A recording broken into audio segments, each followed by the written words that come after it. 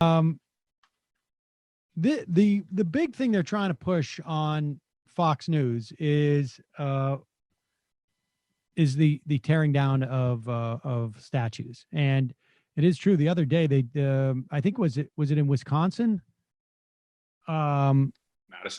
Yeah, protesters tore down a statue that I think was perfectly legitimate to have up. I think of an abolitionist, and there's definitely, I think, times where some folks are getting carried away. But in the main, I like it.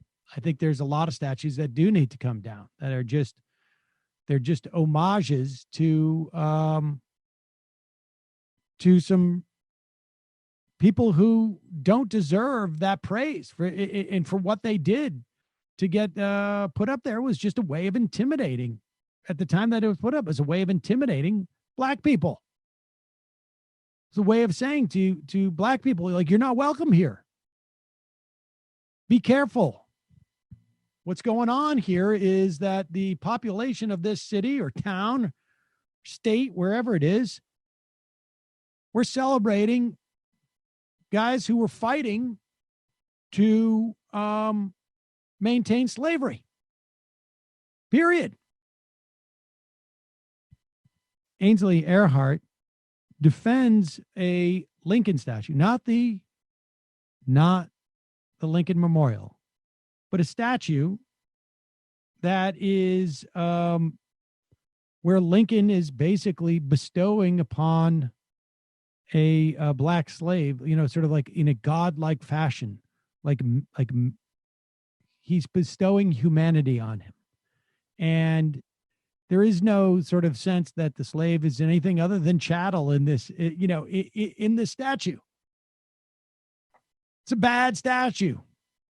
It is really, in many respects, presenting, the white savior story. But this is not somebody running into a burning house to save someone who's in a fire. It is someone who's lit the fire, the house on fire, and then saying, well, we'll let you out. Here is Ainsley Earhart trying to defend that statue.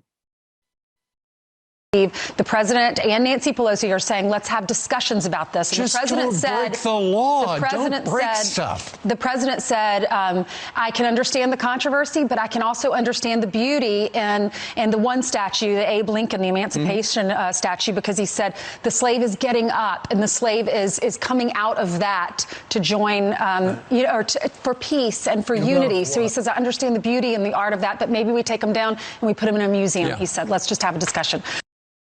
Yeah, there he is. She's really trying to talk about the beauty there of the statue. She's finding her way. The problem is, and I'll just share the image again so people see it, but it's also a falsification of history because, first, put the image back up. Okay, it was appearing just fine. Okay, yeah. The idea, and it's actually no, put it back up. I can't see it now. Oh, here it is. There it is. You got it? Okay, yeah. Because it isn't the case, whatever she means by coming out of that, slavery, I guess, the Black people weren't always in slavery, even in America. For a while, they were indentured like white people were, and they could even gain their freedoms and be small-time landholders. And then a huge racist reaction happened that forced them down into that. So even that, it naturalizes the condition of them being oppressed, and has Lincoln being the only, oh, here you go, I'll show you the way how to stand up on your feet. It's obscene. It's obscene, and that was my point. It's they're pretending as if it's like they're in a house that's on fire and they're coming in to rescue them, as opposed to the white people were the ones who lit the house on fire. And then saying, well, we're going to let you out. I mean, that's the story. It's a bad depiction. And we as a society, these statues are up there to tell a story. And they have been placed there to tell a story. in some instances, it is to just intimidate. In others, it is to, aggrandize certain people.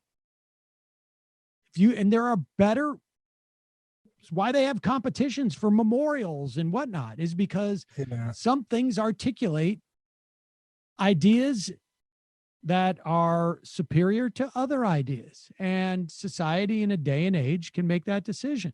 And that's what's happening. Call from